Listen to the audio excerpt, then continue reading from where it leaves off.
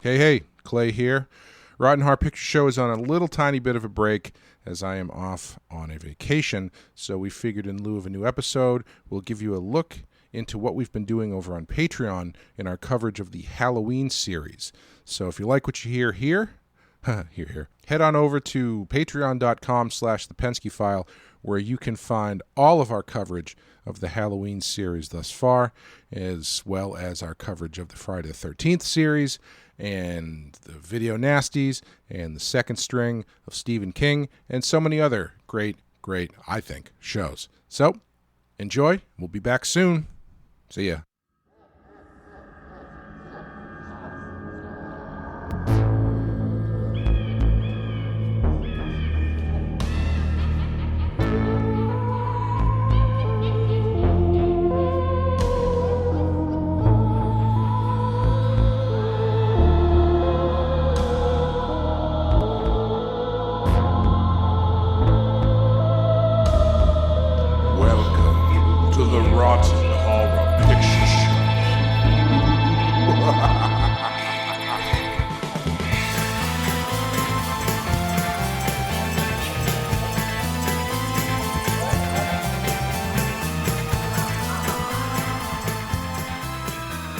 Hello, welcome to 2024 Patreon edition of the Rotten Horror Picture Show, where we talk about films off the Rotten Tomatoes 200 Best Horror Movies of All Time list. And this time, for the first time on Patreon, we are actually talking about a movie that is on our actual list.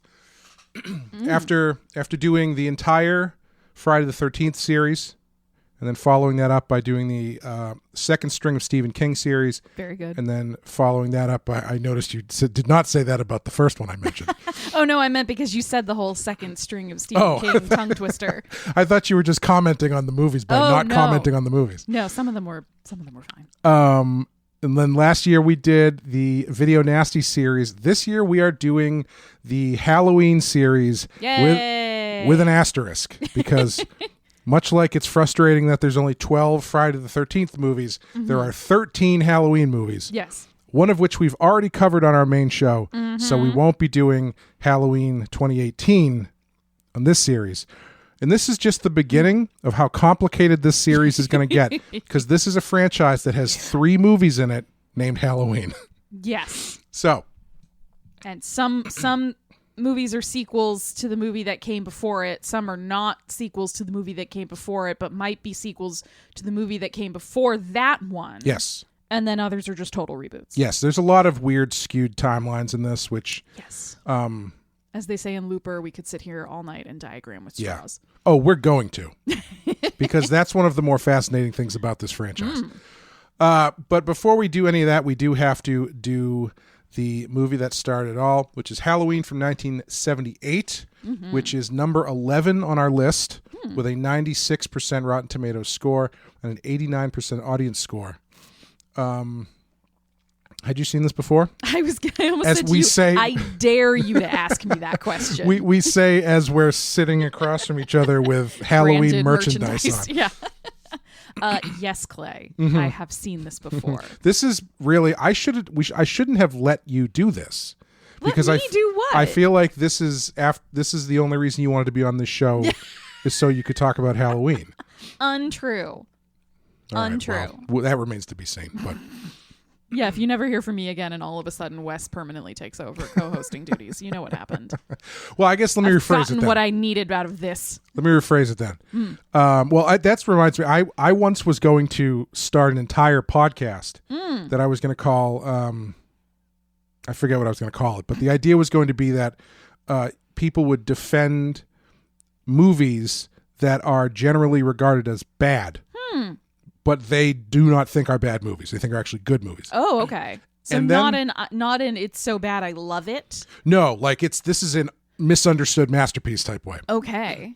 Until I discovered a great podcast called Unjustly Maligned, which A, was a better title than the one I had. And B, once I discovered it, great show, I reached out to the guy and said, do you have any interest in the Dolph Lundgren version of The Punisher, which is a notoriously quote unquote bad movie. And he said, yeah, sure. So I went on to talk about that movie, which was literally the only reason I wanted to start the other podcast, was because I needed to scream into the void about Dolph Lundgren's Punisher. So you were going to set up an entire labor-intensive endeavor and allow other people to talk at you about their unfairly maligned favorite films, just so you could build up enough, movie karma in the bank to then be justified in yelling about the one that you like? I guess. I don't know. As we like to say in the Penske world, it's a long way to go for a ham sandwich. But I scratched that itch on Unjustly Maligned thanks to Anthony Johnston. Very nice. And so what I'm saying is it might happen for you. I hope it doesn't. But the end of this year, I'm just like, I'm out. I'm done. I'm finished. So let me rephrase the question. Do you remember the first time that you saw Halloween? No. Okay. Let me try this from a different angle. I'm going to make this series as painful as humanly possible for you, Clay. Why? You should have... Because I really want to say I shouldn't even be talking. I should just let you talk. So did you love it right away? Or what was your experience like?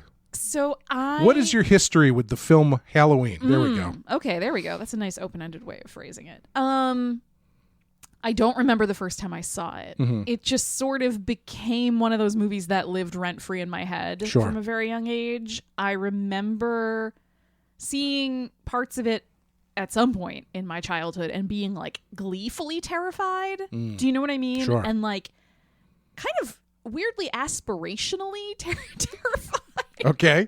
Well, I thought Laurie and her friends were really cool. And you hope to once be this sole survivor of a group of dead high school kids? I don't know. Maybe 8-year-old Amanda was like, yeah, that's the route. But I was a nerdy, bookish kid. Sure. And so seeing Laurie be a nerdy, bookish kid, but an older, quote unquote, an older kid. She actually is the youngest person in the movie. Isn't she 19? She's 19. Yeah. Apparently the average age of the cast and crew is 25. Wow. Which is hooligans. Young, which is very young. Yeah. But also not as young as she was. Yes. But no, it was just one of those movies that right away was very formative to me, and it made connections in my brain. I think I connected her in my head a lot with Belle from Beauty and the Beast. Interesting. Which is a weird kind of Freudian thing. Different version of that movie. Small child to have done in her own brain. I can kind of see it. Yeah, just she's sort of bookish and weird, but everybody is very drawn to her regardless. Yeah, and then it became one of those movies that anytime it was on, anytime I had the opportunity to see it, I just would consistently seek it out. I think we had an old VHS tape of it somewhere. Oh yeah. So, well, unfortunately, I hope everybody managed to watch this because it's actually almost impossible to get nowadays. Really? Oh, I'm sorry. No, what? It is incredibly easy and has always... It's a joke, Amanda. I'm making a joke. It is probably... I don't know. It's hard for me to tell when you have that Michael Myers mask on your face and I can't see your expression. Well, my mask has a beard, so I look a little more human than he does. You just took all the hair from the top and put it on the chin. Well, we don't want everybody thinking I'm bald here. I'm not. No, I think Halloween is probably either tied or just behind Evil Dead with the film that has the most versions put out on home video. That makes more sense. There are, I was going to talk it up towards the end, but if you're looking to get Halloween on video, I highly recommend the 4K edition that Scream Factory put out because it has a 4K remaster of the movie, which is great. It's got a Blu-ray version of the 4K remaster if you don't have a 4K player. Which I do not. It also has the original Blu-ray color timing version, which apparently is one that some people prefer because that is similar to the VHS or the Laserdisc or something that everybody agrees is the better looking version. On top of that, there is also the television edit. Oh, right. Which has the added scenes in it, which we'll talk about later. And on top of that, it's got documentaries on it. It's got deleted stuff. It's got all this kind of shit. All those bells and whistles. I can't imagine there being a better package for this movie. Okay. So if you want to own it on for your home, I recommend that for your Amanda purposes of watching it every couple weeks. Yes. Yeah. They've put out.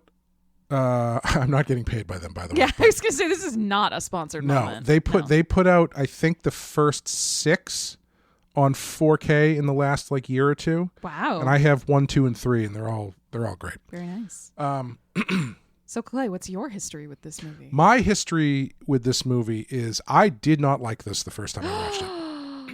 This is one of those movies where one of those classic movies that I have a 3-time rule coming out swinging on with a lot of these movies, where if it's a classic movie and I watch it and I didn't like it, unless I absolutely hated it, I usually will give it definitely one more time. Yeah. And if it doesn't click, then I'll give it one more shot. Yeah, I feel like we've had a couple of those where you've had to give it another watch or two. Yeah, Bram Stoker's Dracula is one where I keep watching it, hoping I'm going to get there, but I never fully get there. Well, you're going to have to do it again. Luckily, because that's why I deleted the episode. Yeah, I didn't like it the first time I saw it. I think because when I saw it, it was when I was really starting to get into horror stuff, and I was skewing more gory, I think. Okay. So like I kind of really got into horror through Evil Dead and the Romero movies and stuff like that. Sure. And so as you're doing your rundown of the list, depending on where your mind is at that time, certain things work better than the other ones. Like Texas Chainsaw, A+, worked right away. This one, I think I thought it was boring. And like it was one of those movies where it was so it's undeniably the point where all of the other stuff comes from, which we'll get into as well. And sometimes when you go back and you watch those things or experience those things, it doesn't land anymore. Right, especially a movie like this that's talked up and is just so ubiquitous in horror movie circles and pop culture circles. Like everybody knows Michael Myers. Everybody sees that mask and is like, yeah, that's the guy from the movie, and he kills people with a knife. And it's like, oh, okay. Yeah, and at the time, my interests, like this was like, I'm getting into horror movies, but I'm also trying to zero in the things that scare me. And I skew, or at least I did at the time, I guess I probably still do, I skew much more fantastical. So like gotcha. I was... The version of this movie for me that affected me the way I think this affects a lot of people was the first Nightmare on Elm Street. Okay. Like that one nailed, fantastic. That scared the shit out of me. And so when you're going through Nightmare on Elm Street or some of these other zombie movies, and then you go to this, it's like, it's a guy fucking walking around. And a bunch of girls walking around. And then eventually they walk around in the same house. This is spoken truly like a man who is over 6 feet tall. It's three. It's 3 stories about 3 different groups of people just walking around. But again, like, yeah, it makes sense to me that you would not have found this scary even from a young age because you are a big, scary-looking dude. Yes, I am powerful enough that the only thing that can take me down is supernatural demons. Yeah. Yes. Yeah, more or less. Thank you for finally saying it. But yeah, I didn't love it. I didn't really get it. I honestly, the thing that I came away with, like, that was pretty boring except for the music. But on subsequent views, the next time I watched it, I was like, it was multiple years later, and I kind of had refined my palate a bit. You'd grown up. Yeah. And you've gotten better taste is what you're saying. I also shrunk by 1.5 feet. I got it. Like I was looking at these things more from a sort of filmmaking standpoint, and I understood the craft that went into it. Film scholar Clay McCormick. And I think it works more on a scary level for me now than it did then. Yeah. But, and we're going to get into this too, hopefully, as long as I don't forget. I find this movie, and I have a feeling you probably do as well, oddly cozy to watch. Yeah, yes. And I don't, it's a weird feeling. It's the same feeling I get when I watch Black Christmas. Yep. And, which is not going to be the last time I bring that movie up. Anyway, I think we've babbled enough before we babble some more. We're going to play the trailer for you, which honestly, this might be another one where it's just music and screaming. I can't remember. And then we're going to get into it. Halloween night. A small American town. 15 years ago.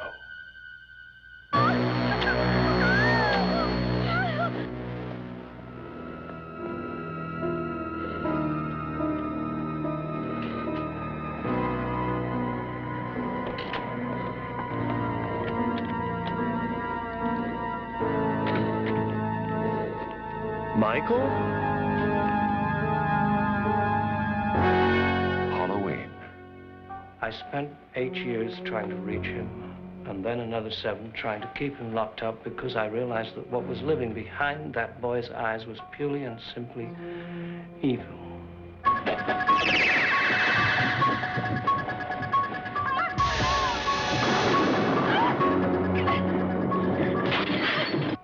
I think he'll come back. Exploring uncharted territory. And totally charted. Just talk. Sure. The only reason she babysits is to have Halloween.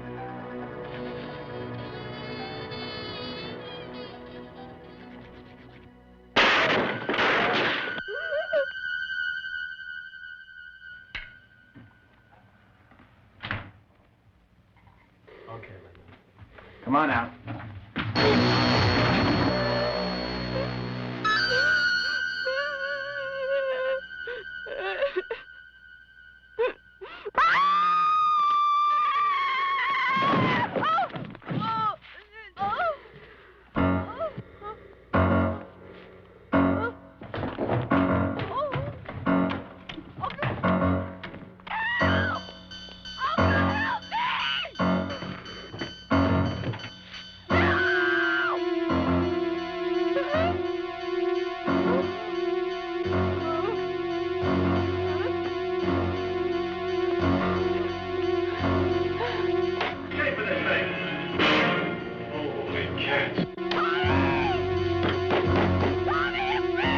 Halloween, the night he came home.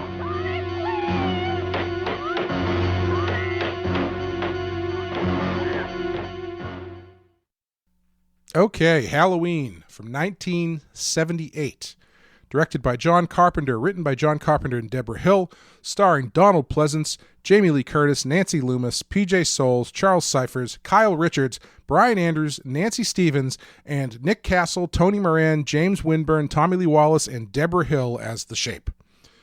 Sorry, I still had some stuff on here from the Video Nasties. This was not a prosecuted film. Oh. Amanda, what happens in Halloween? 15 years ago, Michael Myers brutally massacred his sister. Now, after escaping from a mental hospital, he's back to relive his grisly crime again and again and again. All right. Across 12 movies? Is that what that's Yeah, implying? I mean, pretty much. Yeah. Clay, some things you'll find in Halloween include... Yes. Guys walking around. Guys walking around. Donald Pleasance earning that money. Earning that money. Yeah. This movie was shot for, the budget on this movie was $300,000, which the producer said when John Carpenter told him that was the amount that he wanted. He said, I'm working on a movie with Laurence Olivier that's costing me $300,000 a day, so go for it. Yeah. $150,000 of that went to the cameras, and $20,000 of that went to Donald Pleasance, who shot for 5 days. Yes. And I got to say, every time I watch this, it stands out to me how much he's just walking around. Walking around and giving monologues about the nature of evil. He is Michael Myers' hype man in this movie. Yes, he really is. And yeah, he's like the carnival barker for Michael Myers. He's the Colonel Troutman from Rambo, which is it's a really interesting character, which we'll get into a bit. Yes. Also, he was drunk for a lot of it. That makes sense. I can see that. 67 seconds in heaven. Yeah, 67 is generous because I timed it from the minute they go upstairs. So you're giving them transit time. Yes. Yeah. But if you time it from when they shut the light out, it's less than that. It's like a minute tops. And that's including him coming back down the stairs. Poor Judith. Also, it happens twice. The other sex scene is also Bob shorter. and Linda also only have sex for anyway. Although, we do kind of... It's a little in media rest there. Yeah, so, yeah. Who knows? We give them a little more credit. Yeah. Bob maybe could have redeemed himself. Captain Kirk. Yes, Captain Kirk is well known as the face of Michael Myers. Apparently they tested a bunch of masks. They thought about a Richard Nixon mask. Yeah. They actually thought about a Commander Spock. Wasn't there a clown mask in there too? That was the one. The two that they came down to was the Shatner mask and a clown mask. Mm-hmm. And they almost went with the clown mask, and I'm really glad they didn't. I'm really glad they didn't. Because this movie, probably nobody talks about it anymore if it was a clown mask. Yeah, that would have been a much tougher sell as like an ominous, I don't know. Mm-hmm. So many brown cars. It was the era of the brown car. So many. You don't really see that anymore. No, you don't. It is strange. Cars. If you see a newly designed, like last 10 years, 20 years, brown car, it really stands out. Yeah. Because there was a whole era where it was like 8 different shades of tan. Yes. Yeah. At some point, Loomis is in a tan car. Michael Myers is in a brown car. Laurie's dad has a brown car. There's just a lot of brown cars. Yeah. Road beers. So having your brown car. Another relic of the era. A relic of the 70s. Which maybe explains the audacity to roll up to the house your friend is babysitting at. Oh, we're going right in. Go into it with no stranger's house. Yeah. And just start getting it on in that master bedroom Bob of that doesn't house. even shut the passenger side door of his van when he carries Linda into that Well, house. Amanda, that is clearly a reference to Invasion of the Body Snatchers, where he gets out of the car through the passenger side and leaves the door open for some reason. Come on. Let's get with it here. This movie is full of those references. Oh, clearly. I'm sure. Yeah, obviously. A girl who's just too smart. Yeah, happens to the best of them. Just too smart. Boys think she's too smart. Yeah. No. Saves her life, though. It does. Lush green trees in October. Yes. A new type of evergreen that's also shaped like a palm tree. Yes. The movie was shot in California. It's supposed to take place in Illinois. So the thing that stood out to me this time is how little you really need to set the stage. Like this movie is incredibly efficient. Yes. But not like in a way that it feels lacking. Yeah. And so when your first shot in your present story timeline says October 31st, Haddonfield, Illinois. Yeah. And you get a shot of the street with 5 brown leaves. You're like, just oh yeah. kind of floating past the camera. Regardless of the fact that every other piece of shrubbery is beautifully green. Yes, the lawns are full and lush. You're like, oh yeah, no, it's the autumn. It's obviously it's Halloween. And even the Halloween stuff, there's like 2 kids trick-or-treating. In like the broad daylight too. Yeah. That's it. 1 pumpkin, maybe 2 pumpkins. Yeah, being generous. There's a couple pumpkins. Don't need a lot. Not a lot.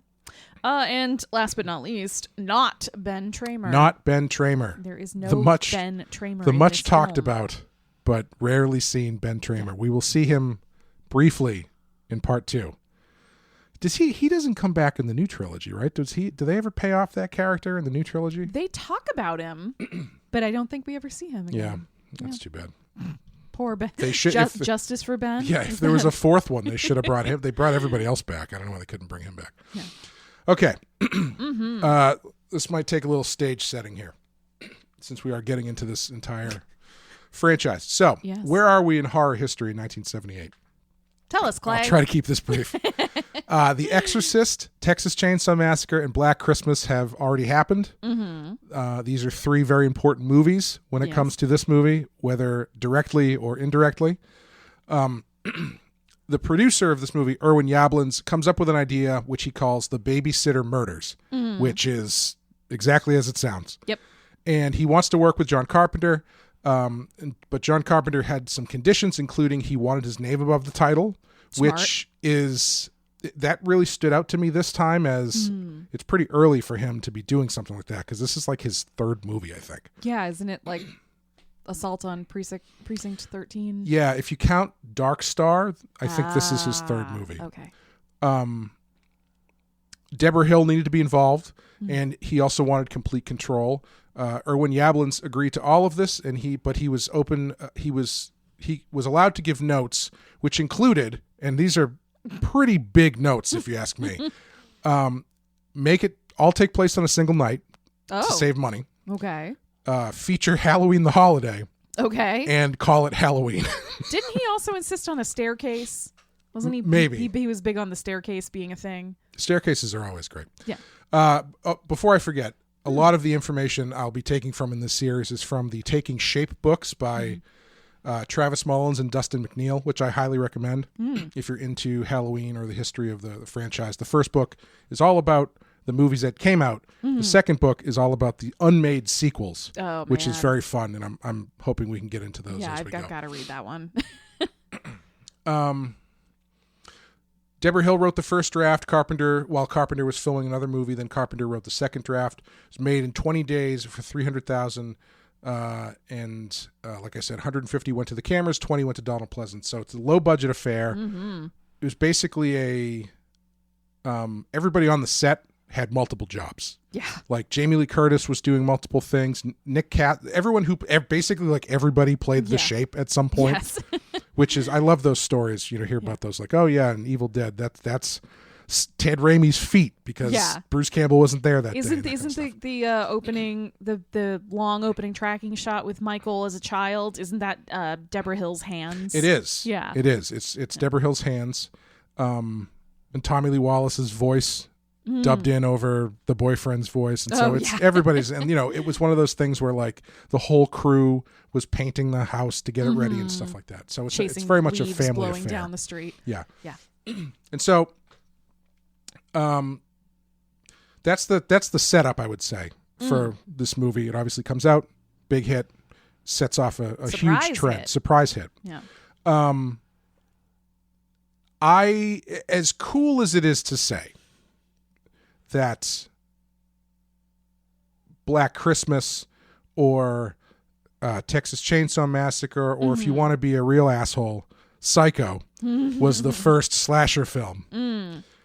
It's not true. It's just not. Yeah. Like this is it. This is where it starts. Yeah. Like you can't deny that the stuff that came after this is directly riffing on this. Yeah. As much as I love Black Christmas. Yep. And as much as it's fun to tell that story where Bob Clark, the director of Black Christmas, says, John Carpenter asked me if I ever would do a sequel to Black Christmas. And I said, yeah, it would be about the killer would be caught and put in a mental institute, and then he would escape on Halloween, and I'd call it Halloween. Bob Clark himself has said, he did not take the idea from me. This is all him, just a weird coincidence. Yeah. And as kind much of as an inevitable coincidence in the horror movie realm, like, you know what I mean? Like, it's kind of shocking in a way that nobody up until 1978 had thought to make a Halloween horror movie. Yeah, they apparently all were shocked about that no one had ever used them to date. Yeah. But it's, Black Christmas has its pieces. I think Texas Chainsaw has its pieces. The reason I mentioned those three movies, Exorcist, Texas Chainsaw, and Black Christmas, is I think when you put those three movies together, and sure. Also Psycho, because there's a lot of Psycho references in this. Sure. Like those three movies in particular make the gumbo that becomes Halloween. Sure. Because you've got the music, which is iconic on its own, but I don't think exists without Tubular Bells, because it's a very kind of similar vibe. That's a good point. What is Deep Red takes from that as well. Deep Red is riffing on Tubular Bells. You've got Texas Chainsaw with the masked killer, and also the very creative way of staging the murders and not in making a lot of it implied, as well as the younger folk being terrorized by the monster. Yes. And Black Christmas is obviously a bunch of, let's just say, school-age women. Yep. Who are being terrorized by this one person, but are also good characters. Yeah. And I think that's the thing that makes this movie stand out from everything that came after it, which we will get into. Yes, absolutely. But this is going to be tough to talk about because I feel like we could go. You know how they do those shows where it's like the Star Wars minute, where every episode they talk about 1 minute of Star Wars? Yeah. I feel like you they could do talk that. about it for 45 minutes. Yeah, I feel like you could easily do that with this movie. Yeah. So I'm going to try to avoid getting granular. It's going to be hard. Yeah. Yeah. But I don't think we can start talking about it without starting at the beginning, specifically with the opening credits, because the first thing that it hits you with is the music, which is... I'm not saying this dismissively, like 85% of why this movie works. Well, and it's a huge part of its longevity. Yes. Like that the Michael Myers theme, that song is, even if you don't know where it's from, you're not really a horror movie person. If you start like playing that, or that comes on, you're like, oh, that's from one of those slasher movies. Right. Like, right away. It's I think probably one of the most recognizable songs in the world. Yeah. And I think the thing that's so unique about it, or what's so affecting about it, I was thinking about the cozy thing. It's like, what about it? What this movie makes it like? Why is this a cozy movie? Sweaters clearly the fall. Yeah. In that Midwest. crisp bite in the air. Yeah. You can see everybody's breath. Yep. I think the music is a big part of it, because there's a certain hypnotic element to the notes and the rhythm that's just repeated over and over and over again, and it kind of just like seeps into you and kind of, I don't want to say it puts you in a trance, but it locks you in a way that a lot of other horror movie music is there to shock you.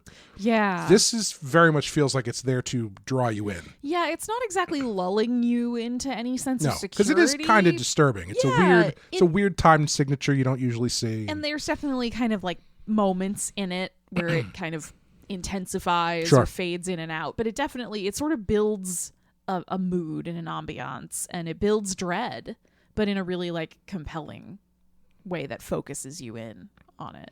Yeah, and I think they wisely, like one of the things that I've noticed watching specifically the Italian stuff is the Italian stuff tends to have great music, but they use it a lot. Yeah. Like those Fulci movies, the stuff Fabio Frizzi wrote is great, but they use it a lot. And it also tends to kind of kick in out of nowhere. Yeah. Like when it's quiet, there's no music, and then there is full music. Like yes. you were like even in the middle Suspiria, of the song. even Suspiria, great, but it's just like da da da da da, like for like 20 minutes in the movie. Whereas in this one, it's varied enough that I don't think that they overuse it at all. Yeah, and the tempo of the different kind of bits of music it varies. There's like slower, kind of quieter moments, like especially when Laurie's walking around outside and sort of just catching glimpses of the shape, versus the music when she's trapped in the house with him and he's like coming after her. Right. And there's not even, that's the other thing too, is it's not, they don't overuse it. Like it's the final sequence is not wall to wall music. Yeah, they're definitely like very clearly chosen moments where they employ it, and then moments where they clearly are choosing to pull it way back and just let you hear Laurie kind of whimpering and the shape breathing. Yeah, the sound design of the breathing is really good. So good. It's I think that's one of the best things and most like fear-inducing things in the movie. It's just the sound of him breathing. And you have your opening scene, which is the origin, if you will, of Michael Myers. As much origin as you need. Yes. And should ever have. Yes. Unfortunately, not the case as we go on in this series. Yeah. But yeah, it's I again, as I was saying before, it's easy to forget how different this was, because watching that first scene, the way that it starts is pretty disorienting. Yeah. In that you get a shot of the house from the outside, and then the camera starts to move. Yep. So it starts off as a normal like exterior shot, but then you realize this is a first person, like you're inside somebody's point of view. Right, peeking through windows. And then you find out that it's a kid. And then the kid murders his sister. Yes. And that's a pretty shocking way to start a movie. Yeah, I mean, not only just from the kind of unorthodox style of like the point of view and dropping you in and not knowing exactly whose point of view you're doing it from, but the fact that it is a child. Right. Like that a small, innocent looking kid would, for no apparent reason, like no immediately obvious reason, would just stab his sister to death. That's really jarring. Yeah. That's really shocking. If you want to know why, I recommend picking up the novelization. Oh God. Which I actually, so not to plug another company that I don't need to plug. We should really start asking them to send us. I know. Well, the company Printed in Blood, they did that Halloween art book. Mm-hmm. So they did or are doing a reprint of the novel, the novelization, with all new illustrations in it. Oh, wow. Which I pre-ordered a couple months ago. So I'm looking forward to reading that because what I learned from the Taking Shape book, it's pretty bonkers. Yeah. Because it's like, the script for this movie is very efficient. Yeah. There's not a lot of backstory. So if you're reading this in a book, it's a pretty short book. And so the author, whose name I think is Richard Curtis, Okay. just fleshed out a bunch of shit. Yeah, just kind of had to come up there's with a whole backstory that takes place in ancient Ireland. It's the first time they link Samhain to, and so like Michael Myers comes from like a lineage of blah blah blah, and it's ancient evil and all that kind of shit. That's where all that crap comes from. Yeah, kind of. I think it did seep in. Mm-hmm. But yeah, it's just enough to make you uneasy about what you just watched. Yeah. And then, Michael doesn't show up again in the movie for a little bit. Like, they obviously have the scene where he breaks out. Mm-hmm. But once he gets to Haddonfield, he's not the focus. Right. He's there. Yeah. And I think that's one of the things I love so much about this movie is that he is this sort of constant presence that the movie chooses when to draw attention to him and when not to. Yeah. Like, he's in the background of a lot of scenes. More than I thought. Yes. Like there's secret Michaels in there, I think. Yes, there are a couple.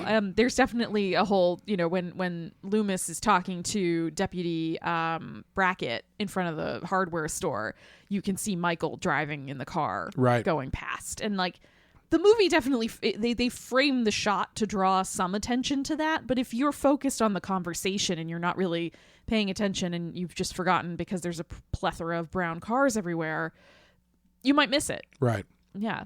So I like that about this movie a lot. They also avoided, I don't know if they avoided this, but I think if they made this movie now, Michael's car would be very specifically differently colored. Yes. But they didn't have the money to do that. Yeah. I believe, if I remember correctly, it was a car that they just rented from a car rental place, and the car rental place had no idea what they were using it for. Yeah, that makes a lot of sense. But yeah, you gonna say something? No, just that it is really interesting. You start with this very stylized point of view, long tracking shot, and very shocking murder, and then it does kind of just drop you after that into what you're in a car with Dr. Loomis and Nurse Marion. Right? It's just all of a sudden it's these two people just, driving in the rain at night, kind of like, oh, so you ever done a patient transport like this before? No, not really. And it seems like very weird. Then Loomis is like, well, buckle up. Yeah. Because we're transporting Satan himself. And she's like, what? She like lights a cigarette and is like, dude, calm do you talk down. like this to everybody you've just met for the first time? That scene is I think that's a good scene because it's another one where it's creepy and they're not really giving you a ton of information other than it's not great what's going on. Yeah, and so some of the information it does give you is really interesting because it's much more about Loomis and how he's viewing things than it is about what has actually been happening and what's going to happen. Like, he is referring to Michael as it. He's talking about how he never wants him to ever be released from the institution.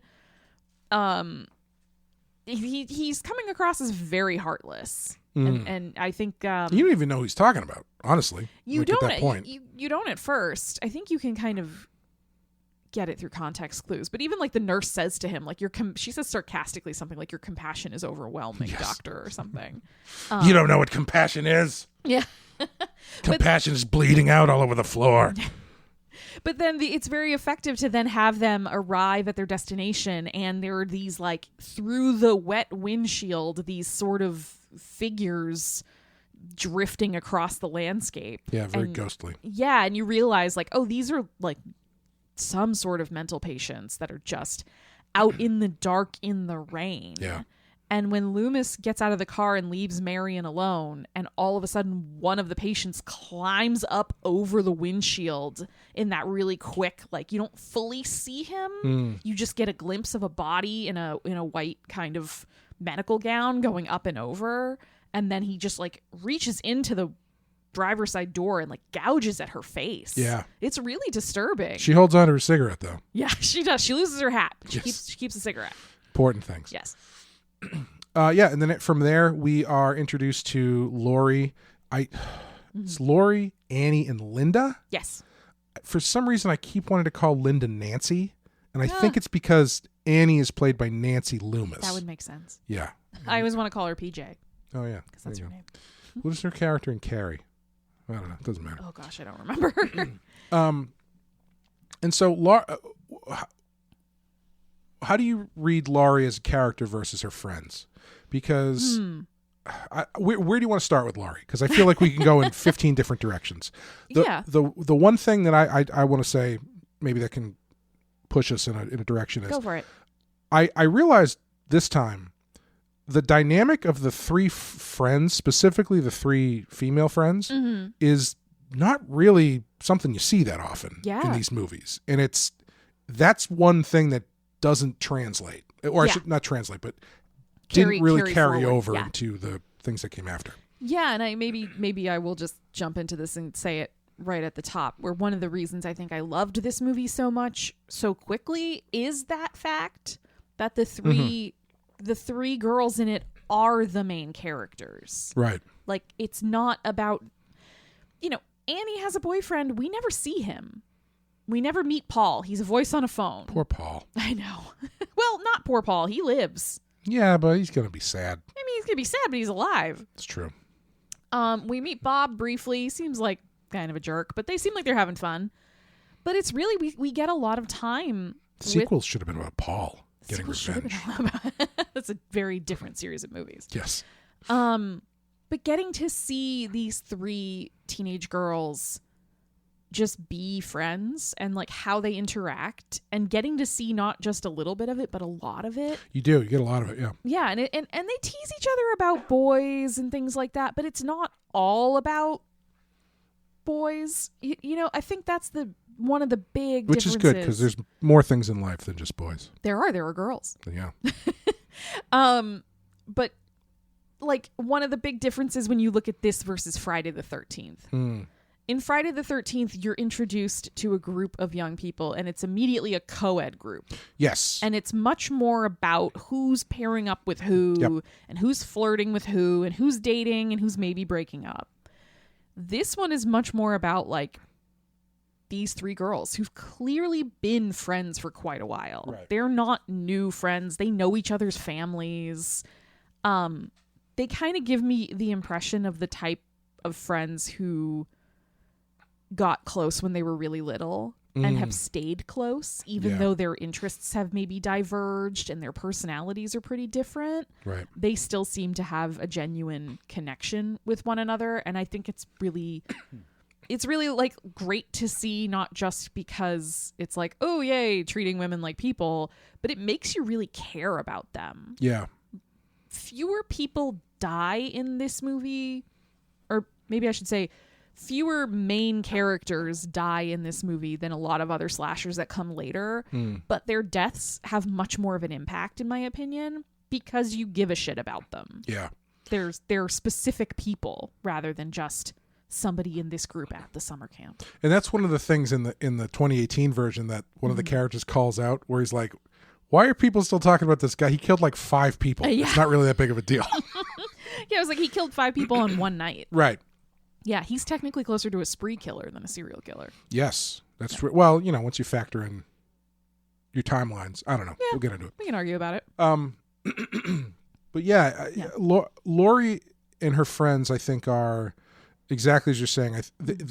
You get to spend enough time with them. Sorry, I'm all over the place here. It's okay. What makes them different in the way that they do this is, in something like Friday the 13th, you end up getting the characters existing on their own independently of Jason. or even Mrs. Voorhees. Yep.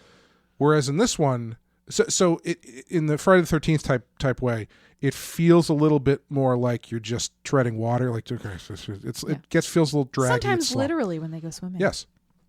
But here, since Michael is a constant presence, yeah, all the time you spend with these girls never feels like, oh, this is just to, gratuitous. We gotta spend time with them before we kill them. Like right. The threat is there the whole time. Yes, and they have varying levels of awareness about it. Well, I'm glad you said that because one of the things they say in the Taking Shape book is a quote from John Carpenter that I don't have exactly in front of me, is that he doesn't like it when people come down in this movie as being some sort of like morality tale about if you have sex you die, blah blah blah, because the way that he sees it is that actually it might not be him. Anyway, there is a quote in this book, of someone who says that it's not that the girls get killed because they're promiscuous. Yeah. It's that they're distracted. They're not paying attention. Whereas Laurie is paying attention. Yeah.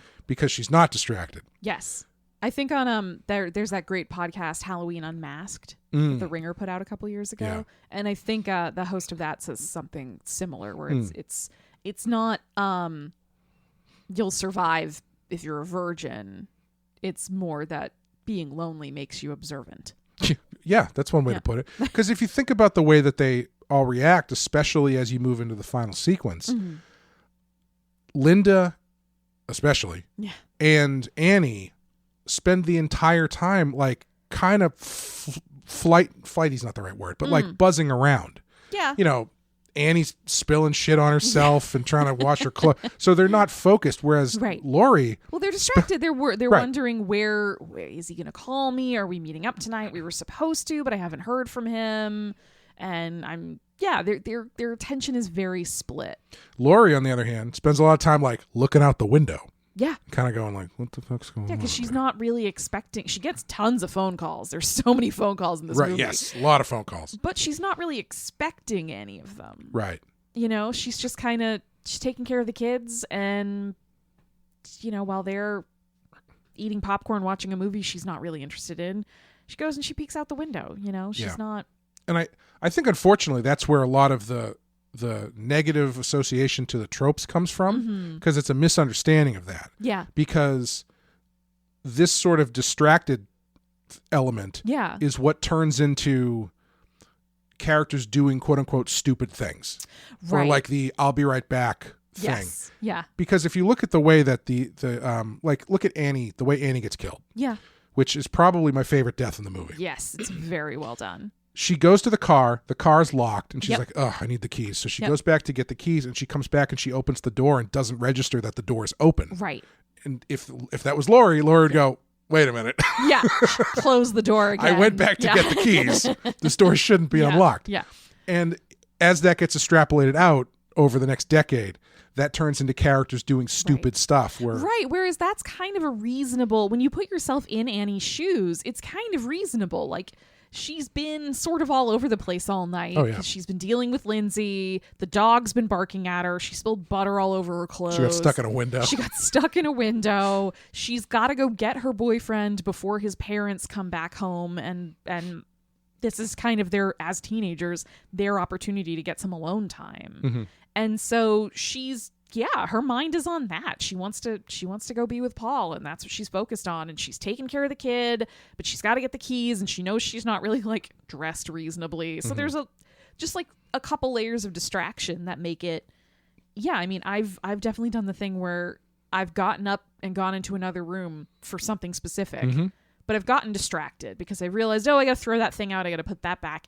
And then I turn around and I walk out of the room, and then I go, well, shit, I went in there to get my phone and I left my phone on the table still. Yeah. It's a very understandable type of distracted, as opposed to like outrightly choosing to go into the basement where everybody's gone down the stairs and never come back. Right. Where you're like, no, that's just dumb. Just don't go down there. And Laurie's voicing of concern throughout the movie is sort of brushed off, but not in the insane ways that they tend to be. Yeah. It's like it's all fairly reasonable brushing. It's still brushing off, and they're not Yeah. taking her seriously. But it's clear that this is an ongoing dynamic between them. Right. Where she's the more shy and introverted friend, and they are the friends who tend to push her boundaries in a way that they think is good for her. Yeah. It's coming from an affectionate place that they say to her, like, "Oh, come on, now you're hearing obscene chewing? Really?" Like, All chewing is obscene. I know. But it seems like it's coming almost from a place of concern. Like, they want her to lighten up. They want her to be able to have fun and enjoy herself, and they worry that she doesn't. Well, the scariest moment in the movie for Laurie, outside of when she's getting viciously attacked by Yes, Michael Myers, pre-Michael, yes. is when Annie tells her that or is it Linda, that she Annie. called Ben Tramer and Yes. that he's going to take her to the dance. She's like, Yeah. you need to call him back Yeah. right now. Yeah, it's like the most upset you see her up until the Michael Myers part. Yeah. But yeah, I think that level of understandable distraction is morphs later on in other movies, like you were saying, into the sort of like dumb decisions. Yeah. And the other thing I like about this is, you know, people kind of, when they're looking at it as the more later incarnations of the gender dynamics of like girls who have sex die in these movies, I don't know, Bob has sex too, and he also dies. Sure. You know, like it's not like as gendered of a thing as people make it out to be later on. Yeah. Like people Yeah. tend to treat it at different points as just like, this is a commentary on slut shaming towards women. And it's like, no, you know, Bob is also pretty distracted. Based on Bob's performance, he deserved to die. That's all I'm saying. Well, by that logic, Judith's boyfriend deserves to die too. Yeah, he got out of the house too fast. Michael would have killed him. No doubt. Michael probably would have killed him. That's true. But yeah, getting into that, I want to talk about Laurie and the final girl thing a bit. Yeah. But She's my favorite final girl. yeah, she's the prototype. Yeah.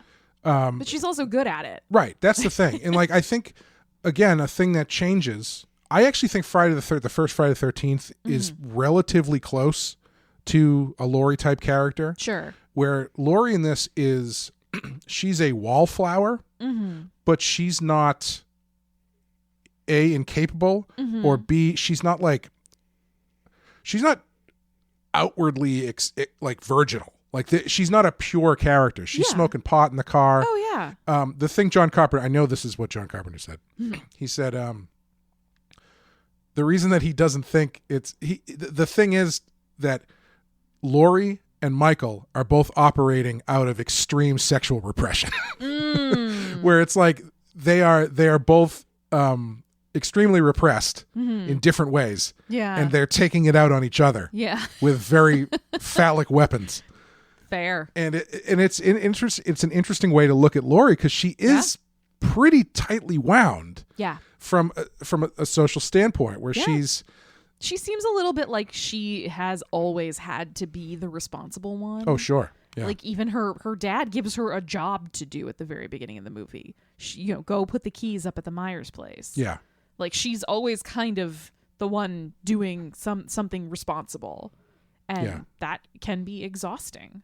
and she's singing little love songs to nobody in particular, Yeah. so she's got that in her. Yeah. She admits to Annie finally that she has a crush on Ben Tramer. Right. And that seems like, again, assuming that she and Annie have been friends for a long time, the fact that she's just telling Annie now Yeah. is kind of like, wow, you were holding that in real hard, weren't you?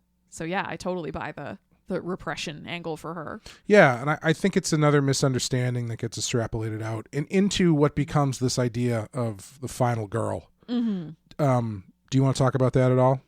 About the idea of the final I'm girl? just throwing the ball to you on that one, because I don't know where you want to go with it, but I don't know. I think it's such an interesting concept because, you and I have talked a little bit before about how some of these things that have become horror movie tropes don't actually have a lot of evidence yes, in horror movies, especially the sort of slasher rules and all that. Yeah. But the concept of a final girl is so ubiquitous in so many movies now. And I think there's so many examples where you get the kind of wimpy, like the very virginal, very pure, like she's done nothing wrong and therefore she gets to live. And then sometimes it goes a little too far in the other direction of like she's a badass and she's gonna kill people now. Yeah, that seems to be the standard now. They've overcorrected a bit too much. Yeah, and she becomes like, everybody's got to be Ripley at the end of Alien. Yeah. One of the reasons why I think Laurie is such a great final girl is that she's a believable one. Like I buy it that she survives. It's a combination of like luck and tenacity. But it's believable, and she toes this line really neatly between being unexpectedly tough but still very vulnerable.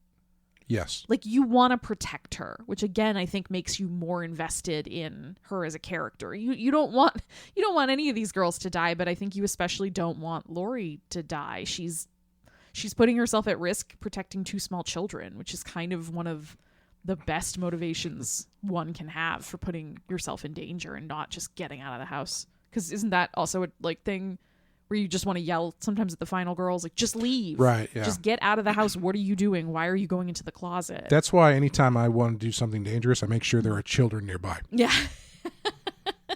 But it is sort of like, when you see in other movies, the final girl is running upstairs, you're like, don't go upstairs. How are you going to get out? Right. And in this case, it makes sense because she's got to make sure the kids can get away. Right. So it really adds to the like, she's under extreme duress, but she's still keeping her wits about her. Yeah. To an extent. And I think the thing that makes her a little bit different too is the thing that really stood out. I'm glad that we did the Friday the 13th series because I think there's a lot of things you can compare, obviously because they're similar franchises, but especially since those movies are very much indebted to this one. But where in the Friday the 13th movies, especially moving forward as they go on, the first 2, the final girl, relatively capable. Yeah. Especially in part 2. Yeah. Ginny's great. But then it kind of ends up turning into she's just kind of the last one left. Yeah. And screams a lot and then and could kind of be interchanged with any of the other girls who've been in the group before. Yeah. What makes Laurie different, I think, is that she is capable enough that she gets in some good shots on Michael Myers. The knitting needle to the neck is awesome. The knitting needle to the neck, the fact that she has the wherewithal to unwind a coat hanger and stab him in his eye. Oh, I've unwound a lot of coat hangers because as a child I used to bend them into batarangs. And that was almost really, really terrifying, and then it became very charming. Listen, we don't live in Texas. For some reason, I imagine you as a small child, even then with the full beard. So I'm just imagining like a 9-year-old with a full beard making his own batarang. Yeah. Just like Batman. Yeah. But it's I watching it last night when Loomis shows up and shoots him. Yeah. I was like, oh man. For a second, I was like, oh, it's too bad that Loomis shows up. But then I thought, well, it's not like she doesn't try. She kills him like 3 times. Yeah, she gets him pretty good. She stabs him with the knife. Yeah, she gets him with the knitting needle in the neck, the knife in the side, the thing in the eye, and he still sits up. Yes. And she kills him over and over and over again. Yeah, and so Loomis showing up with a gun doesn't bother me. And he's also not more effective. True. Like, it's not like he's the one who swoops in and saves the day, really. He kind of just buys her some time. At the end of the movie, it shows where Michael should be laying dead with a gunshot, and instead there's nobody there. He's gone. Yeah, I mean, at that point, it's who's to say he doesn't go back in the house and just kill him? Right. You know? Yeah. Where the movie ends, you don't really know. Who's to say? Halloween 2 is who's to say. Halloween is who's to stay. But yeah, I think that's... Do you find her to be the origin of the final girl thing? Because I think the 3 best are her... the fuck is her name from Black Christmas? Oh, Olivia Hussey's character. Yes, I can't remember her name. Now that you've said that, I can't think of the character's and name. And Sally from Texas Chainsaw. Yeah, because they feel the most real. Yes. And then I would put Ginny and probably Nancy from Nightmare on Elm Street in the mix as well. But I find the what's the evolution from Black Christmas and Texas Chainsaw into what comes after to be very interesting, because they are Sally in Texas Chainsaw is the outlier because she does what she has to do to survive. Yeah. And that's it. Like she's like you don't get a scene of her grabbing the chainsaw and going like, I'm the bitch now, motherfucker. And then, she which is a great line and someone should use. Oh God, I want us to make like t-shirts and say that. The bitch now, motherfucker. But you know what I mean? Like she gets out and she books it. Absolutely. Yeah. She gets in the back of that truck and just screams and screams. She loses her mind. Understandably so. And in Black Christmas, Olivia Hussey's character is doing the best that she can, but I would argue she and Laurie are very close. Yes. In terms of what they have to do and how they kind of make it through. She's more of a outside the trope because she's pregnant. Yeah. She's considering an abortion. Yep. She's got all this other stuff going on. She's got a lot of baggage. Yeah. She also picked the worst possible time to tell her boyfriend about it. And she picked the worst boyfriend. Yeah, let's be honest, though. She couldn't have waited until he was done with his thing. Well, she said she didn't even want to tell him in the first place. Yeah, so like you're saying, she deserved what was coming. But yeah, it's so interesting how it evolves into what it evolves into. Right, now, more screaming, less surviving. Yeah, and until, as you're saying, it swings back the other way into now it's all... Everybody's got to be some sort of warrior. And it makes sense. This sounds terrible. There's a reason that Ash is the only final boy that anybody remembers. I think that there is just inherently the subconscious idea of a woman or girl who is being pursued by a much stronger, malevolent male force that is, it's like, what is the most vulnerable situation you can think of? Yeah, I know. It definitely plays on those kind of emotions because you're more genuinely concerned about whether or not she's going to make it. Yeah. Because you're like, she might not. The odds are very much against her. Whereas, in other cases, it's a little bit like, well, if he's a 20-something-year-old guy and this killer's probably like a 20-something-year-old guy, they might be kind of evenly matched. Right. If the final boy can get his hands on a knife or whatever. Yeah, and you're trying to, or, chainsaw hand, whatever. Yeah. Yes, Although I was just thinking about it now, it is kind of interesting that Ash's villains are predominantly female. I guess they're both, but I feel when I think about the Evil Dead monsters, I think about women, demons, more often than not. I don't know what that says, but telling us how you think about women, telling us how the movies think about women, I guess. But no, I mean, I think Laurie is one of the original final girls and one of the best examples of the genre. I think other versions kind of try and copy that formula, but they miss out on the fact that the movie has already done the work to make you care about her. Yeah. It's not, you don't just care about her because she's being menaced. Right. You care about her because you spent an hour and 20 minutes with a window into her life and kind of seeing how lonely she is. And now her friends are dead and she's seen her friends dead and you're invested. You want her to make it out of this. Yeah. I think the dilution that comes there also happens with the more titillating aspects of the movie because you can't deny that they're there for that purpose. Like, Annie stripping down her underwear. Yeah. Sure, she spills butter on her clothes, but come on. Yeah. Linda getting nude in somebody's house. Yep. That's just what they choose to do, but, there's a reason they're doing it.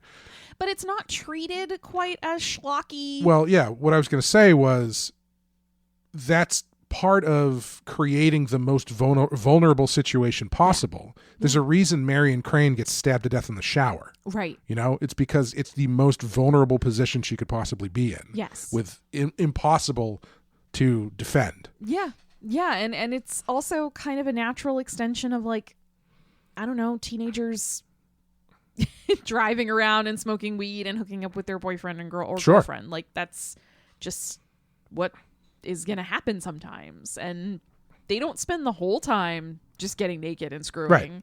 But it is like, yeah, okay, it's Halloween night and they're away from their parents and they want to have fun. And this is how they're going to do it. But, it's just as the genre progresses, it goes from Annie Brackett needing to change her clothes because she spilled something to let's go down to the lake and I'm naked for just because. Right. I could not have possibly had a bathing suit at this summer camp that I work at. Yes. Yeah. Yeah. Yeah. But yeah, I mentioned Marion Crane, the Psycho sequence. There's a lot of Psycho references in this. Oh, yeah. Marion, the nurse, The nurse. obviously named after Marion Crane. Yep. Dr. Sam Loomis, Marion's boyfriend from Psycho. Okay. There are... It's kind of weird when you really extrapolate out how many Hitchcock references are in this and how like many levels they go on. Because you've got the stuff of Sam Loomis, sure, whatever. Yeah. Marion, This sure, sort of whatever. superficial homage. Yeah. Jamie Lee Curtis, Yep. daughter of Janet Leigh from Psycho. The one that I learned today is the person who plays her dad in the one scene that her dad is in. Yes. Is Melanie Griffith's father, who was married, Melanie Griffith being the daughter of this guy and Tippi Hedren from The Birds. Oh, wow. So it's Tippi Hedren's ex-husband. Okay. So it's like it's like grabbing at Hitchcock stuff in a way that kind of makes me uncomfortable. Because there's references and then there's, what if we cast Janet Leigh's daughter and Tippi Hedren's ex-husband? Yeah. Maybe I don't know if the whoever we can second get. one was necessarily intentional, but the first one definitely was. I mean, it probably was a plus when they were looking for somebody to fill that role. When they said, "Hey, we could have this guy. He's so and so." Yeah. Oh yeah, sure. Let's grab him too. That's fun. It does kind of make it feel like what they do in the newest trilogy, where it's like, it's great. We got back the original people who played the kid. It's like, who fucking cares, man? Well, the people making the movie, at least, they care. We got Charles Cyphers back. We dug him up. He's in the movie for 10 minutes. Marion, the original Marion's back. Awesome. But you know what is really interesting is that something this movie does not directly mimic Psycho with is none of the girls other than Judith at the very beginning, none of them get stabbed. Like, they don't get stabbed. Yeah, you're right. Does Linda and Annie both get strangled to death? I thought Annie got kill shot with the knife. I'm pretty sure he just chokes her out in the car. I couldn't tell because the windows are foggy. And then he chokes Linda with the phone cord. That's right. Yeah. But he goes after Laurie with the knife. Yeah. Yeah. He stabs Bob with the knife. He does. Yes. Very famously. Yes. I love that scene when he just kind of tilts his head back and forth like, Yeah. I could have done this better. Yeah. I would have put him a little further to the left. He looks like he wears a size 10 bed sheet. Will those glasses fit on my head? Will those frames suit my face? This could be a good look for me. But we didn't really talk about Loomis that much. We get into Loomis. We gotta talk about Loomis. Loomis is a psychopath. He's a psychopath. He's a fantastic. Okay, so again, I have this dumb storytelling idea of this, the idea of the narrative cone of vision. Yes. And I think this is a great movie for that because there's a lot of questions you could ask that don't make the movie better. Like, how does Loomis still have a medical license? How does he have a medical license? Why do they let him talk to this kid at all? Like, if there was anyone in any mental hospital that was up for parole or something, and this doctor rolled in and was like, this child is the spawn of Satan, you'd be like, all right, get him out of here. Dead eyes. He's true evil. Yeah. Like, yeah, okay, no. He's a really interesting character to kind of reckon with because he's in the first 6 until Donald Pleasance unfortunately passes away. And to my knowledge, as much as I can remember, I'm sorry, he's not in part 3, obviously. Oh, yes. Yeah. They don't ever really develop his character beyond he's just what he kind is. of there. And it's not until Rob Zombie's remake where he kind of actually takes a look at this Loomis character. Oh, really? Who in in Halloween 2, Loomis has turned into basically a Dr. Phil Huckster type who is making a fortune off of writing a book based on Michael Myers and the experiences. And it's like, that's kind of where it feel like outside, if you go past the circle of this movie, he's an insane person. Yeah. Inside the circle of this movie, he's but kind you of know, an at least insane person. in the universe of a movie. Yes. Yeah. He makes sense because you're not getting a lot from Michael. And so you need Loomis there to talk about why he's so evil. Well, and it's when you hear him for most of the movie, if you were, new to this movie and you didn't know exactly what might be happening, you might think he was a little over the top and be like, this guy's insane, but he's also right. Right, sure. That's true. Yeah. It's tough to reckon with him because on the one hand, everything he's saying he makes it sound like a crazy person, but on the other hand, he is proven correct over and over again. It does make me wonder, what did he witness that makes him think? Is it just because Michael wouldn't talk to him? I was joking. He just feels jilted. I was joking last night as we were watching it. Loomis has the energy of someone who got ghosted after a date. Yes. It's like, oh, Michael, fucking asshole. Yeah. Don't even, you know what? Don't even talk to that guy. That piece of shit. Yeah. Wouldn't call me back.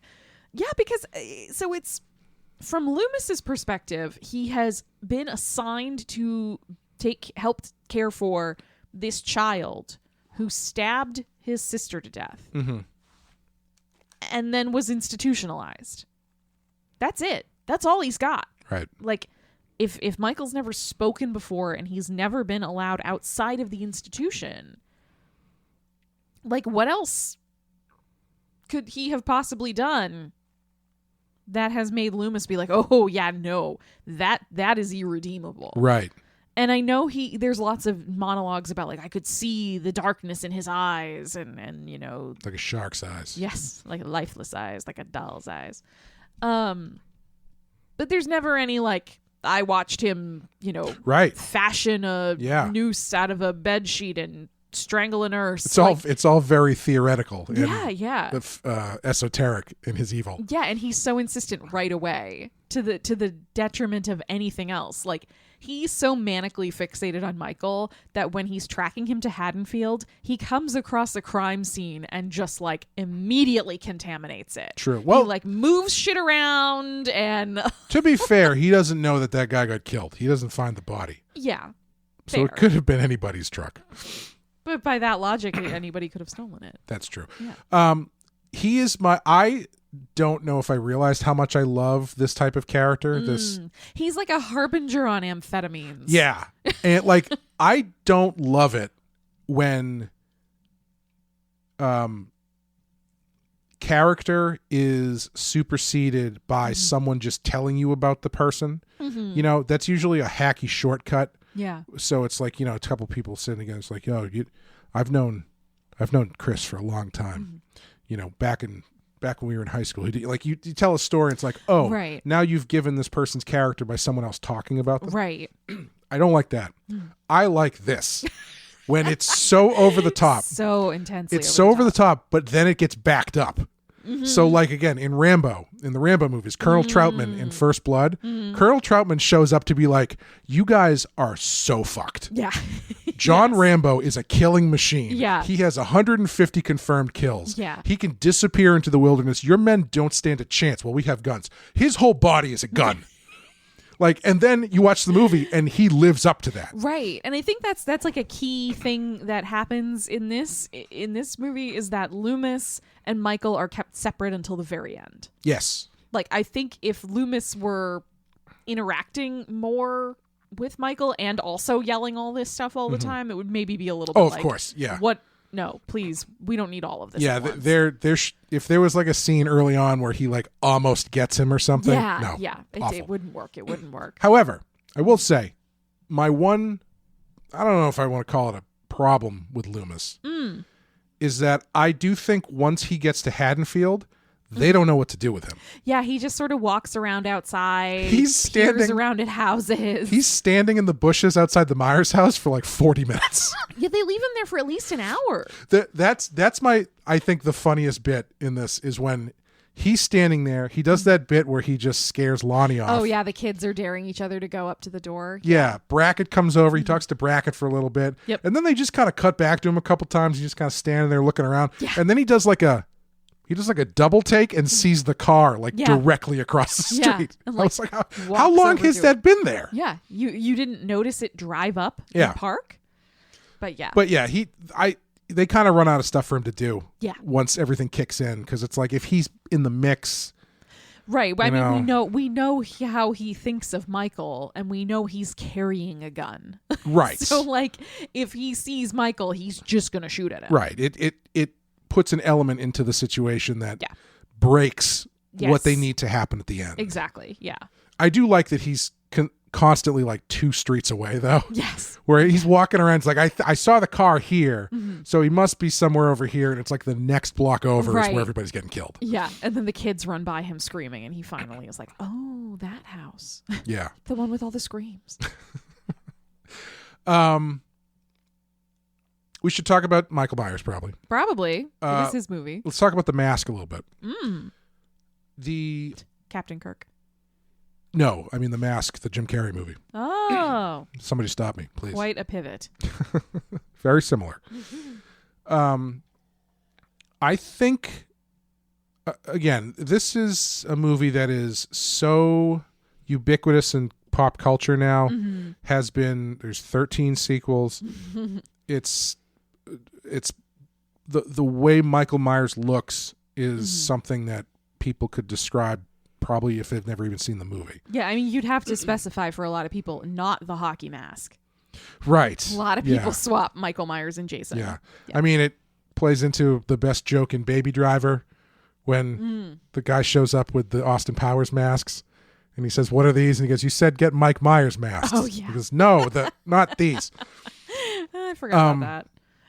But I think it's really easy to forget how scary this must have been. Yeah. Because I realized you don't get a good look at him. Like, I'm talking like a close-up. Yeah. Until he kills Linda. Yep. When he picks the phone up, that's the first time you get a full-frame shot of his face, and it's for Yeah. like 2 seconds. Yeah. So before, the rest of the movie, Yeah. he's off in the distance. He's kind of out of focus a little bit. You can never really get a good look at this so guy. you know there's something going on with his face. Right. Like, you can see enough that you're like, that doesn't look right. That looks fucking weird. Yeah. But it's not until the very last kind of big sequence in the movie that you get to see, like, ugh. Oh, Yeah. that's what you look like? Ugh. And so I think some of that effective power might be, well, I should say, it's impressive that it still works. Yeah. Because there are still everyday people who watch this movie for the first time equally as scared as when Yep. people watched in 1978. Yep. But I think it's easy to forget how effective that probably was Yeah. at the time. Well, and there's another thing that they In a way, sorry, I was just No. saying, in a way that the hockey mask is not. yeah. Like, they give you the hockey mask yeah. full frame Yes. the minute he Yes. gets it. They're Like, this they is, do not this hide is it. iconography now. They don't start Yeah. shooting that thing interesting until the 6th movie. Sorry, go ahead. No, it's okay. I think in that podcast series, Halloween Unmasked, it's either they're talking to maybe Tommy Wallace or somebody involved in maybe it was Nick Castle, somebody directly involved in this movie, who talks about how one way to look at it is that Michael thinks he's in disguise. Oh, interesting. Like, he went and he got a person mask. Right. Because he thinks this is what a person looks like. And so he's walking around. That's really creepy. Yeah, because he's not trying to. He doesn't try to hide. No, he during really the day. doesn't. He's Yeah. just driving around. He's standing out. Hanging out at schools. Yeah, like he is stalking Lori, but he will disappear to kind of fuck with her, but he's not trying to stick to the shadows or the bushes or whatever. Like, he thinks he just looks like a guy. Right. Which is extra terrifying, in my opinion, that, like, this is how this person conceives of people. Yeah. That this is a normal look. Do you still find him effectively scary in the way that he attacks and the way that they shoot him and stuff? I do. Yeah. I think it still works. I think especially those moments where in the dark house, he sort of like slowly fades That's into the best frame. shot in the Oh movie. man, it's so good. Dean Cundy, the director of photography, firing on all cylinders. There's a reason that Seriously. guy became the big shot that he did. And I think he's a huge reason why this movie succeeds. Yeah, so absolutely. much. But yeah, I think he's still in kind of the way. I know there's a lot of talk about how like, oh, we didn't really have like the way he moves wasn't really like a thought through thing. There wasn't like any training or specific like movement in interpretation. It was more just we want him to be slow and steady and unstoppable. Right. And I think that's a lot scarier.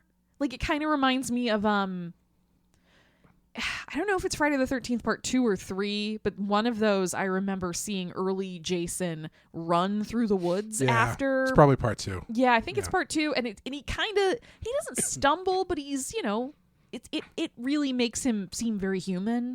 Yes. Because he's got to like jump over rocks and like move around trees and kind of deal with bushes and stuff, and it's like obviously he's got to work for it. Yeah. Whereas with Michael, where he's so intentional and intense, and he's not gonna chase you that way. Like he's not gonna run after you, but you're not gonna stop him. Right. There's no obstacles that you can put in his path. He's an interesting counterpoint to Jason because Jason turns into like a tank who's just unstoppable.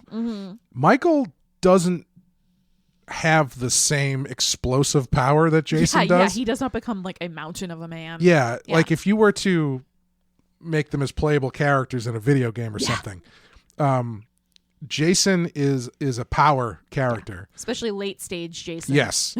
Kane Hodder Jason is when he gets overpowered. Yes. Michael is a lot more of a stealth character. Yeah. Because he's hard to stop, but he's even harder to keep out. Yes. Like Laurie locks the doors and then she's like, fuck, the window I guess is open. Yeah. And somehow in that moment he manages to get in. Yeah. And he's not stupid. Right. Yeah. I think especially in this first movie, like he does the thing where he kind of lures Laurie into the house. Because he kills Linda when Linda calls Laurie. And then when Laurie looks across the street, he turns the house lights on. And then he turns them off again. And so she knows somebody's over there. Yeah. And she thinks it's her friends kind of fucking with her.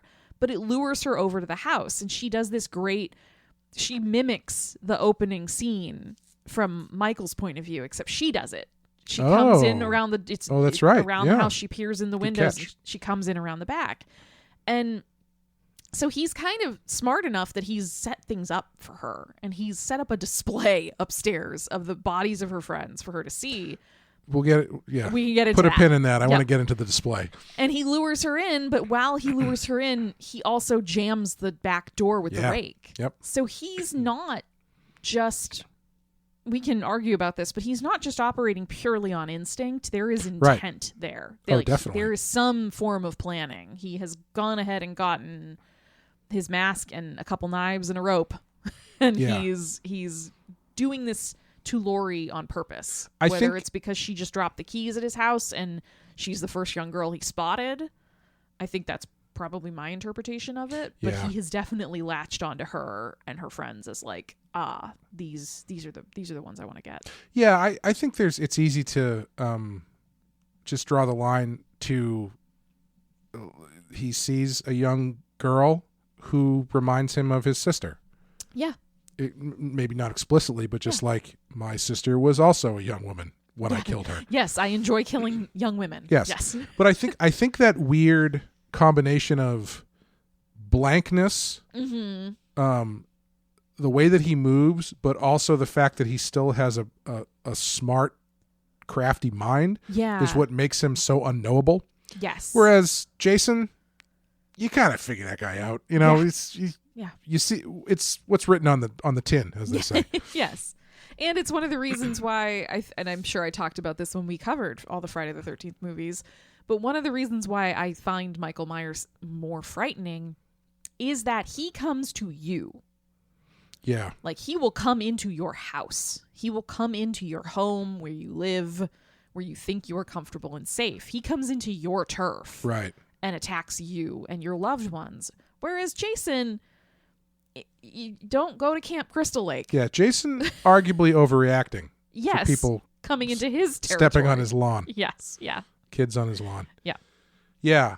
I think it does. Again, it's another thing that I feel like gets watered down as the movies go. Is he just by the time you get to Rob Zombie's Halloween, Michael Myers in that is played by the guy who played Sabretooth in the X-Men movies. So he's like 7 feet tall. Oh, geez. And just a monster. Yeah. I'm looking weirdly enough, I'm looking forward to that because I haven't seen that in 20 years. I think I saw it once. And I did remember thinking that when it actually gets into the Halloween story, I actually thought it was pretty effective. And the once he starts killing people, I thought it was it's a lot more gory and a lot more visceral. Sure. And I thought it was effectively visceral, but we'll get there in 8 months. Yeah. We'll talk about it in September. Yeah. Yes. How do you feel about him getting his mask pulled off? Oh, like in that final kind of struggle between him and Laurie, and the mask gets pulled off, and he has to yank it back on. Yeah, I've always thought it's a really interesting choice for a second show him as just a dude. Yeah, I really like it because I like that. I know he's like dubiously like, is he human or is he a pure force of evil and blah blah blah. I like it when it leans a little more towards him being human. I think that's actually scarier, that he's just a guy who, for some reason, unknowable reasons, maybe even unknowable to himself, is compelled to do this kind of stuff. Yeah. And I think it's an interesting little window into his psychology. Like, it just gives you enough of a glimpse that there's something more going on there with him and the mask. Like, he needs it. Right. It is more important to him than killing the girl he's ensnared. And so I think that's a really interesting tidbit, a little bit of insight into him. My favorite, one of my favorite bits of this doesn't actually make any sense, but it doesn't matter, that I noticed one of the last few times that I watched it, is the timeline of when he steals the mask makes zero sense.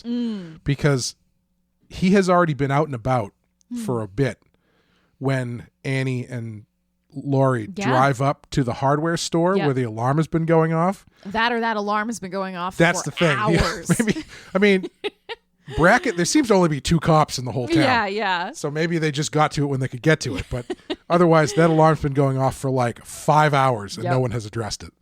Yep. Yeah. The little dioramas he makes. The staging. Yes. I have watched this movie, I don't know, 20 times. I still don't understand the tombstone thing.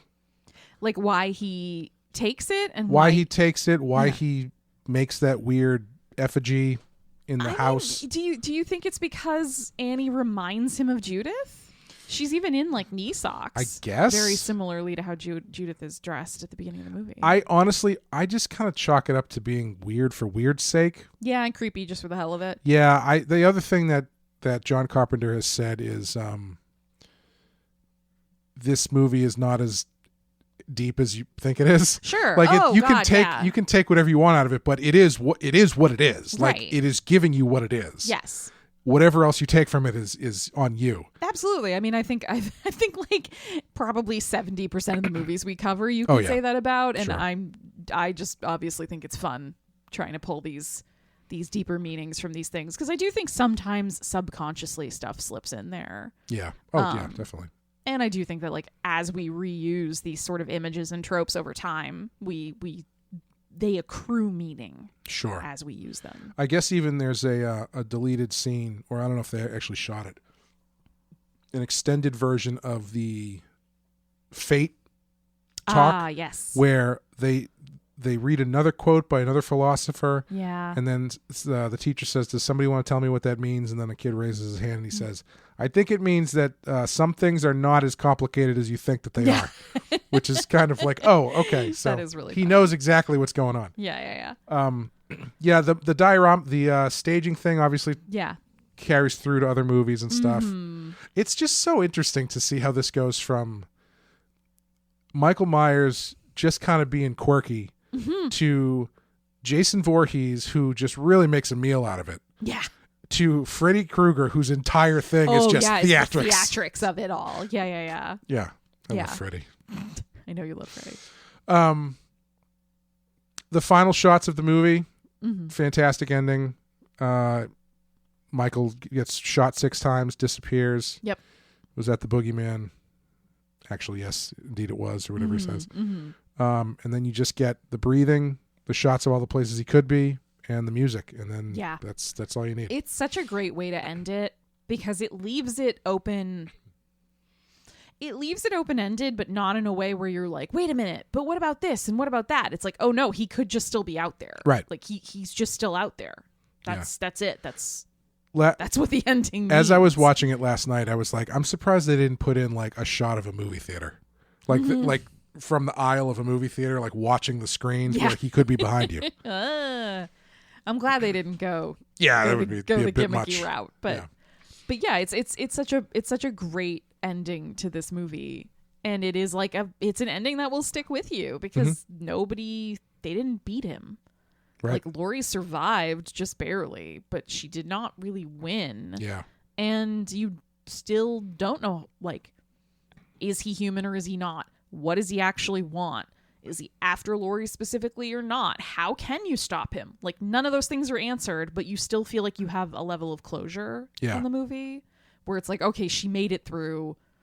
There are people here. She's safe. The kids are safe. Like, you have reached the end of this ordeal, but there's no telling when the next one might happen. Yeah, I just find it so fascinating to watch how these within genre, these things kind of end up stacking on top of each other, movie to movie, to turn into what eventually becomes a homogenized thing. Yeah. Because you've got Halloween, which is the first real slasher movie. And what becomes a hallmark of the slasher film is the return of the killer for that final bit, that final jump scare, which obviously starts with Friday the 13th, but was taken from Carrie. Yep. And so these things just start stacking on top and top and top. And now it's like every single movie, you know what the structure is going to be because it's now turned into, this is the ball of how these things work. Yeah. And there's always going to be the moment, like they in Scream. Yep. This is the part where the killer comes back and then shoots him in the head. Yeah, all these sort of later stage meta movies like Scream or Cabin in the Woods, things like that, where they start taking that really predictable structure and turning it on its head intentionally. But yeah, these are interesting movies because they are, the Halloween series sort of falls victim to its own success. Yes. You know, this one is so successful and it kicks off such a boom in the genre of horror, and this, like we're saying, it's kind of arguably the first true slasher movie. And then later sequels are sort of like cannibalizing the reinterpreted trends that started with Halloween and have pivoted into something else. That's why I'm very excited to talk about Halloween 2. Yeah. Because this is 1978. Halloween 2 doesn't come out till 1981. And you've already had 3 Friday the 13th, or at least 2 Friday the 13th movies. And 81 was a big year for slashers. Yeah. That all were like Tom Savini infused slashers. So there's blood. So by the time you get to Halloween there's 2, post-Vietnam imagery everywhere. Halloween 2 is a lot more violent than the first one. Yes. So it's going to be interesting to talk about. Yeah. But yeah, I mean, I got to tell you, Yes. I'm going to soapbox here for a second. He's standing up on it right I'm now. going to yell. Yeah, now I'm 8 feet tall. I'm going to yell at the cloud here. I'm getting real sick of all these snakes on this motherfucking plane. I'm the bitch now. Motherfucker.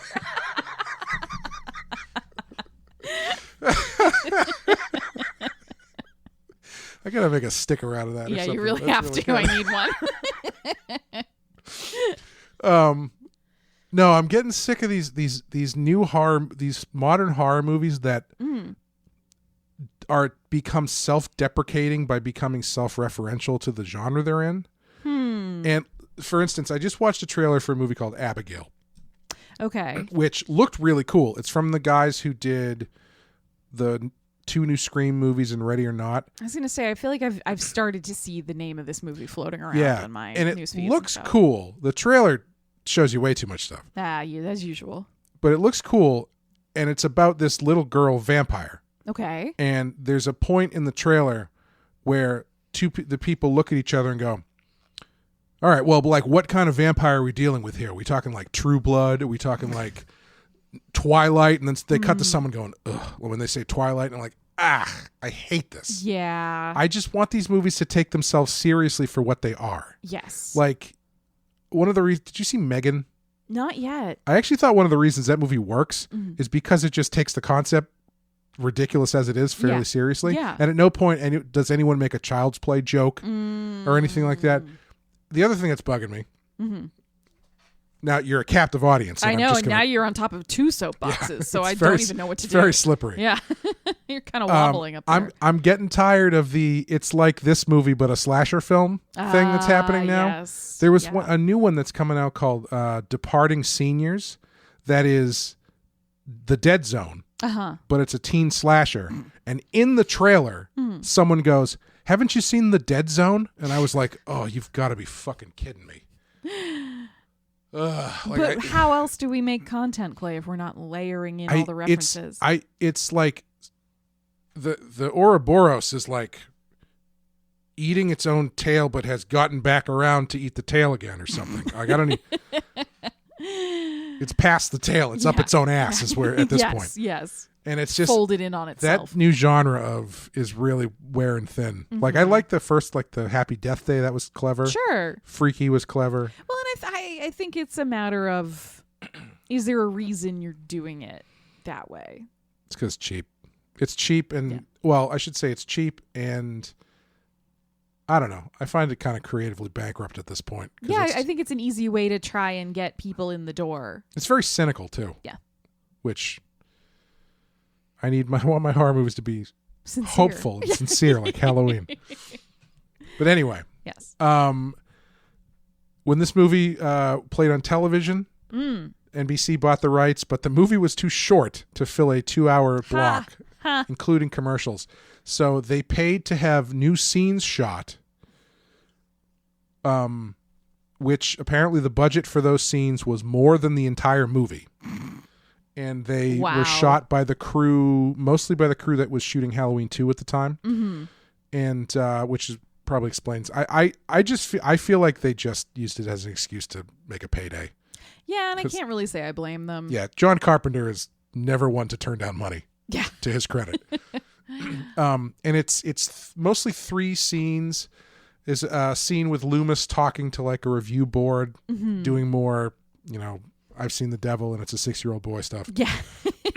Really hates 6-year-old really boys. Does not like just him. Really hates children. Then he goes and he talks to Michael and he isn't it like you really have them fooled? Yeah, don't you? But not me. You haven't fooled me. Like literally anybody who saw that happen would go, "This guy is he a patient here?" We should probably take him off of Michael's case. I don't think he's going to be a good advocate for him. Yes. There's a scene with Laurie and Linda and Annie where they're all trying to borrow clothes from her. And she sings a reprise of her made-up song, which, fun thing about that scene, the interior that they're shooting in is apparently the same house as Nightmare on Elm Street. Oh. So that's Nancy's house from Nightmare on Elm Street they're in. But the last one, which is the most interesting one, is Loomis, after Michael has escaped the mental institute, he sees his cell, which is completely trashed, and he has scrawled "sister" onto the door of the cell. Yes. Which at the time, people probably assumed meant he's talking about Judith. Yep. But after Halloween 2 comes out, maybe people think that he's talking about Laurie. Yes. Because one of the things we get into in the next movie, spoiler alert, is that Laurie is Sam Loomis's sister. No, I'm sorry, I got that wrong. Try again. Yeah, well, we'll get to that. Yeah. But yeah, do you have any final thoughts? Is there anything that you wanted to talk about that we didn't hit? We've been kinda all over talking the place. for kind of a while. Like I said, we could do. Yeah. We should have done 12 episodes about the Halloween franchise, but only about the first movie. Right, and then the last episode just about Just a all quick the run sequels. through. Yeah. No, I guess just that I can't overstate my affection for this movie. Yeah. I just think it's kind of the perfect slasher movie if you want one that has like some more meat to it narratively. Mm-hmm. Like I do have a place in my heart for the Friday the 13th movies, obviously. But there's something So about where the growing blockage in there is. yeah, that's the one that's going to kill me eventually. But there's something about this movie that I just think it's just so well done. Like it knows what it is. It's not pretending to be anything more than just like a fun, scary movie. But it's there's enough substance to it that it's worth going back to. Yeah. It's I think the low budget it's low budget, but it doesn't feel low budget because the people who are working on this movie are so good at what they do. Yes. And we didn't even mention. I was going to one of the things you'll find. I was going to say, ghosts of film career moves future by putting the thing on the TV. I don't remember, but in my head, I'm really hoping that in Rob Zombie's version, they're watching John Carpenter's The Thing. That seems like a layup, and if they don't do that would be pretty great. I'm going to trash that movie harder than I'm going to do it anyway. We should make a note to check. Oh, I won't forget. 8 months from now. But John Carpenter is someone who he idolizes like a really efficient directors, and he himself is a very efficient director, and he just knows how to make the most out of what he has, kind of to his detriment, because his career, he kind of was relegated to like low to mid budget movies, kind of because that's people like knew he could do it. You know, like he got these interesting movie deals later on where I can't remember if we talked about this when we talked about The Fog, but he got like a deal with a company where he could make whatever he wanted as long as it cost like less than $30 million or less than $10 million. Yeah, I think it was just 10. went, I'll take it. Yeah, or maybe it was 3. It might have been 3. Jesus. I'm going to say it's probably 3. Yeah, 'cause it's probably. 40 years ago now. Yeah. And so his movies tend to skew lower budget, but he gets a lot out of it. But that means, for whatever reason, they're afraid to give him more money. And when they do give him more money, he makes The Thing, which 40 years later, undeniable masterpiece. At the time, huge bomb. Right. Huge bomb. Right. And so he ends up in this weird space where it's like he never quite gets the chance to excel out into the next, level of his career. Yeah. I wonder if he would see it that way, though. He's kind of bitter about everything, so he might. Yeah, he might. That's true. Yeah. But I don't know. I guess you could also argue on the flip side, sometimes having constraints is a good thing. It encourages you to be creative in other ways. I think it is, but after 25 years of being constrained, sure, I think you probably wish someone would just loosen the tie a little bit. No, understandable. Yeah. But yeah, he's going to have, as we go forward, he's going to have a really interesting relationship or lack thereof with the franchise. But yeah, this movie for me it's one that I didn't really like the first time I watched it, and then last night it may have been the bottle of wine I drank while watching it, which I still thought was a joke when you said it to me. I was like, I don't really understand what he's referring to in this context, but that's not the first much time like that's the happened. movie. It is what I said it was to be. After I was watching full Sam Loomis on that movie. No, he had like at least two bottles of wine. After I was watching it, the credits playing, the music, movie ends, and I swear to God, I thought, should I just watch it again? Like, should I just put it on again and just? I'm on the couch. That's what this movie does. It's just one that, I mean, for me, it's every October without fail. I watch this movie at least once, and I will at some point else in the year also just throw it on. Well, as I said to a friend of mine, or maybe the internet, I don't remember. My friend, the internet. my friend one bottle of wine later. Yes. Yes. I said nothing says a Wednesday in January like drinking an entire bottle of wine and watching Halloween. So that's where we are. We're off to a great start. Off to in a 2024. great start with 2024 and in our series Yes. as we cover the Halloween movies. Thank you guys for following along with us. Thanks, guys. I'm not going to ask, do you feel like this is at the right place on the list? It's at number 11. Yeah. Yeah, that feels right. Feels good. Yeah. I would maybe bump it even a little higher, but that's me. Yeah. I'm biased. Do you think this should be higher than The Thing? I feel like culturally, yes. Yeah. I think legacy-wise, probably. Yeah. Just that it had, again, so many ripples out to so many other movies, and it is so iconic. The mask, the music, It the is. name. It's kind of a perfect movie. Like there's not. Yeah. I can't. There's not really any. There's no fat, Yeah. and so it's really difficult to change anything. Like there's not a lot of logical. Like it just works. Yeah. Perfectly. Even the logicals that exist just feel secondary to the movement of the plot. Right. Like you buy Exactly. into what's happening, and so you're maybe not quite as worried about where did Michael Myers learn to drive. Yes. Great question. Yes. Yeah. So number 11 feels good. Yep. Thank you guys for joining us. Thank you for supporting us on Patreon. Thank you. Hope you enjoy our trek down the rabbit hole that is the Halloween franchise. And we will see you next time in February Yes, it comes after January. for Halloween 2. I'm the bitch now, motherfucker. Put it on a t-shirt.